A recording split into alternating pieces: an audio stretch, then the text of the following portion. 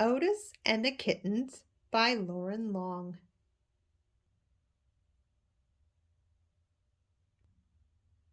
It was hot and dry on the farm where the friendly little tractor named Otis lived. Otis couldn't remember the last time it had rained. Farmers all over the valley grew more anxious by the day. Water was in short supply, the ground was hard, and the corn stalks were half as tall as they should have been. Otis spent his afternoons out in the sweltering fields with the farmhands baling straw.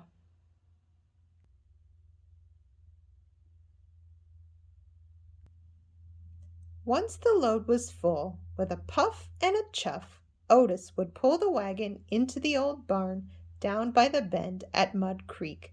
The farmhands would use a pulley to lift each bale up into the loft, where it would be stored for the long winter to come.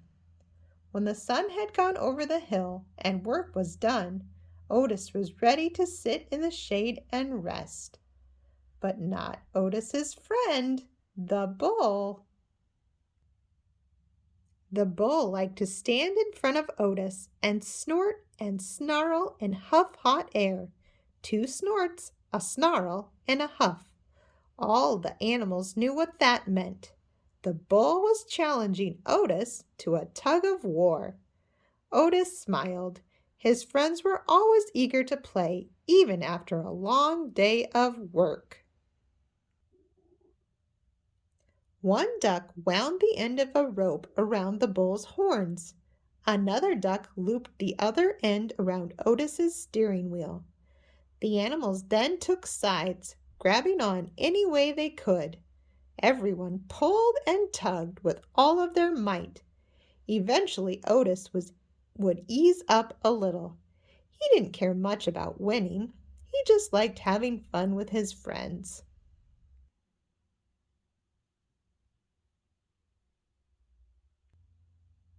One afternoon, when everyone was up under the shade of the apple tree, Otis spotted something moving down in the field. It looked to be an orange tabby cat. Where did she come from? Otis wondered. He watched as she ran toward the old barn, and there he saw something that caused his engine to sputter, a swirl of smoke. Otis raced to the barn with the animals following behind. They discovered flames coming from the loft inside the old barn. A fire! The barn was filled with brittle, dry straw, and Otis knew it wouldn't take long for it all to burst into flames. Just then, the tabby cat appeared in the barn window. With a put, puff, puttity chuff, Otis rushed into the burning barn.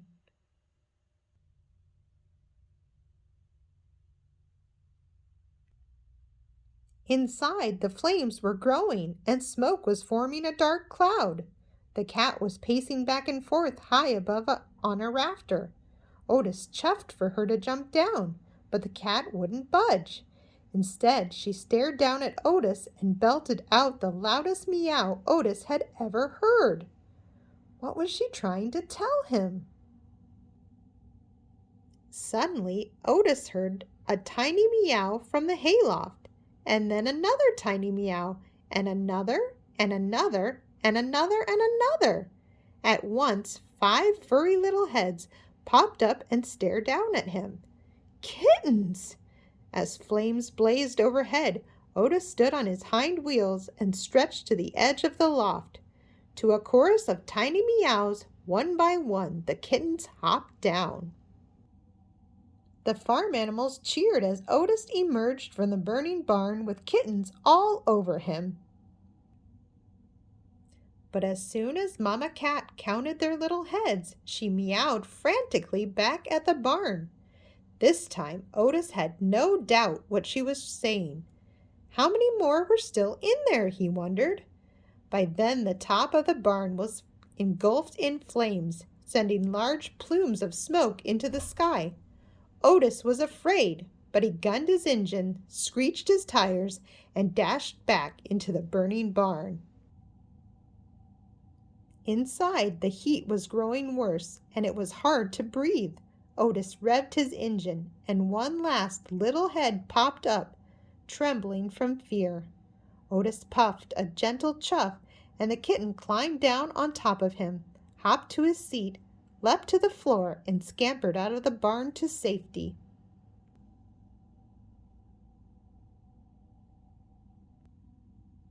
Outside, the animals cheered when they saw another kitten emerge, and they watched for Otis to follow. Inside, the flames spread by the second. Otis wheeled around to see if any more kittens were left. The old boards of the barn's floor creaked, buckled, and moaned. The walls popped. He couldn't wait another second.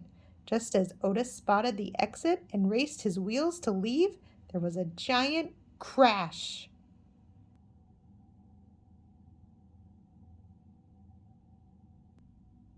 The floor collapsed, and Otis plunged to the darkness below.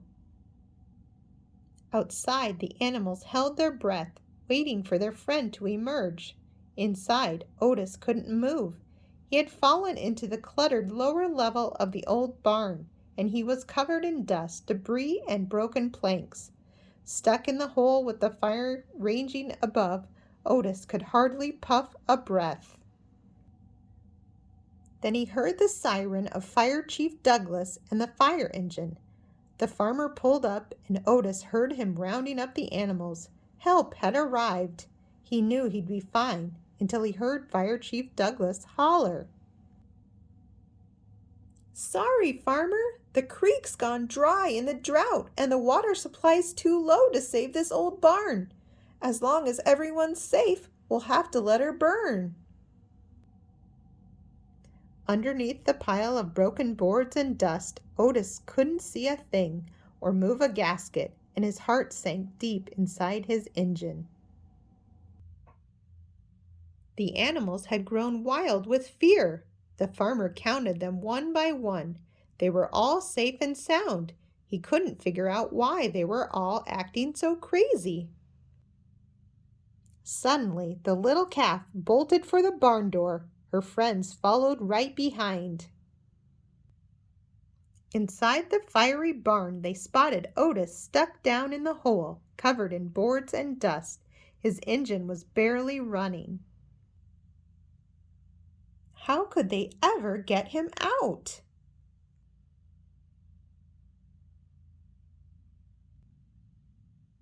The bull looked up at the rafters and down at Otis. He stood in front of the hole in the floor and snorted and snarled and huffed hot air. 2 snorts, a snarl, and a huff. The animals knew just what that meant. One duck grabbed the pulley rope and wound it around the bull's horns. Another duck flew into the hole and hooked it around Otis's steering wheel. The bull snorted and tugged and snarled and pulled, but Otis didn't budge. The horse and the cow grabbed the rope behind the bull, and together they snorted and tugged and neighed and mooed and pulled, and Otis teetered ever so slightly. The little calf jumped in and tugged and bawled and pulled, and Otis raised a bit more. The puppy grabbed the rope behind the little calf, and with a fierce arf, tugged and pulled and growled as Otis inched upward. And then came a piercing meow and the sound of Fire Chief Douglas shouting, "Holy moly! Otis is in there! Hold on tight, everyone! I'm here to help!" Fire Chief Douglas grabbed the end of the rope and tugged and pulled and tugged. All together, the animals and Fire Chief Douglas lifted Otis higher and higher until he was suspended above the hole. The ducks swooped in and pushed him over the edge of the opening to where they could lower him to the floor. Together, everyone pulled the dust and ash-covered tractor out from the burning fire just as parts of the barn began to fall.